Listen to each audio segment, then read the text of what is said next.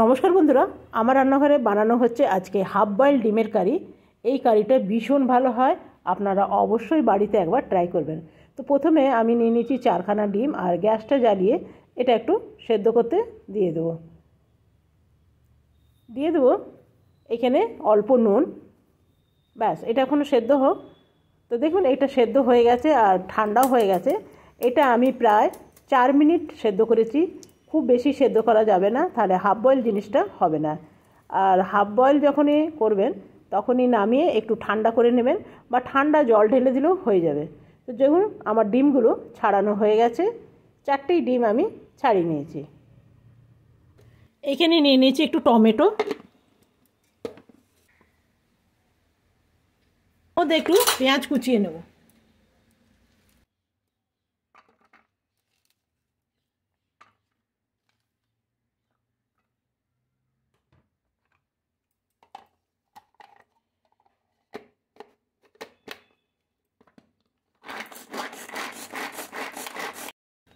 আজকে আমি বানাবো মিট মশলা দিয়ে। একটা ছোট প্যাকেট নিয়ে এলাম, কেন কি এই প্যাকেটগুলো সাধারণত খাওয়া হয় না।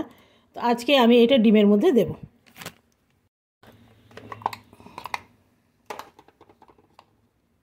একদম মিহি হয়ে গেছে।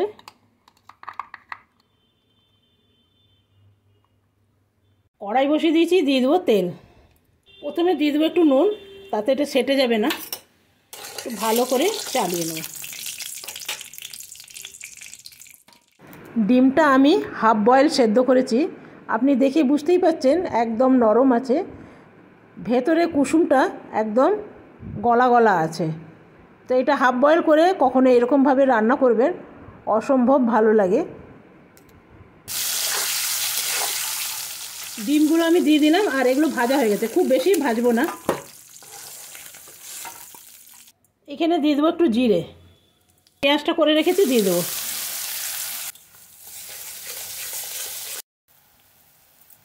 এখানে দিয়ে দেবো একটু বেশি করে কাসুরি মেথি, তেলের সাথে এটা ভাজা হয়ে যাবে। দিয়ে দেবো একটু রসুন পেস্ট, রসুন আছে একটু পেঁয়াজও আছে।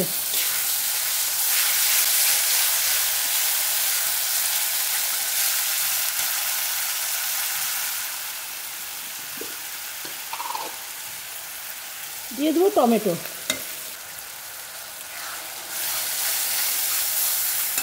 দিয়ে দেবো সামান্য জল, দিয়ে দেবো নুন, দিয়ে দেবো হলুদ, দিয়ে দেবো একটু ঝাল লঙ্কা, যেই মিট মশলাটা রেখেছিলাম ওইটা একটু দিয়ে দেবো। এই মিট মশলাটা দিয়ে আমি অনেকবার করেছি, খেতে ভীষণ ভালো হয়। দিয়ে দেবো একটু ঝাল এই কাশ্মীরি লঙ্কা।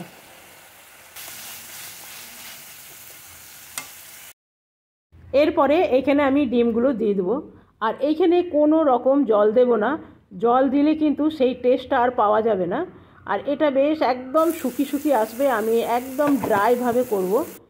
তো দেখুন এটা আমার মোটামুটি হয়ে গেছে, এর চেয়ে বেশি আর আমি ভাজবো না। এরপরে এটাকে আমি স্ট্যান্ডিং সময় দিয়ে দেবো 10 মিনিটের জন্যে। তো দেখুন এটা হয়ে গেছে, একদম সাইডগুলো যখন পুড়ে পুড়ে আসবে তখনই জানবেন এটা হয়ে গেছে। এখানে নিয়ে নিলাম প্লেন রাইস, নিয়ে নিলাম 1খানা ডিম, আর নিয়ে নেব ডিমের যে মশলাটা আছে সেই মশলাটা দিয়ে ভাত মেখে খেতে অসাধারণ লাগে। কখনো এইরকম বানিয়ে করে দেখবেন, অসম্ভব ভালো লাগে। আর এই দিয়েই ভাত খাওয়া হয়ে যাবে। যদি এর পাশে কোনো রকম আপনার সাইড ডিশ থাকে তো এটা খাবার পর সেটা আর খেতে ভালো লাগবে না। আর এখানে আমি একটা হাফ ডিম কেটে আপনাকে দেখালাম, দেখছেন কুসুমটা কি সুন্দর আছে, একদম হাফ বয়েল যেরকম হয় সেই রকমই আছে। এটা খেতে ভীষণ ভালো হয়, আর ডিমটাও এই হাফ বয়েলের কারণ বেশ নরম থাকে।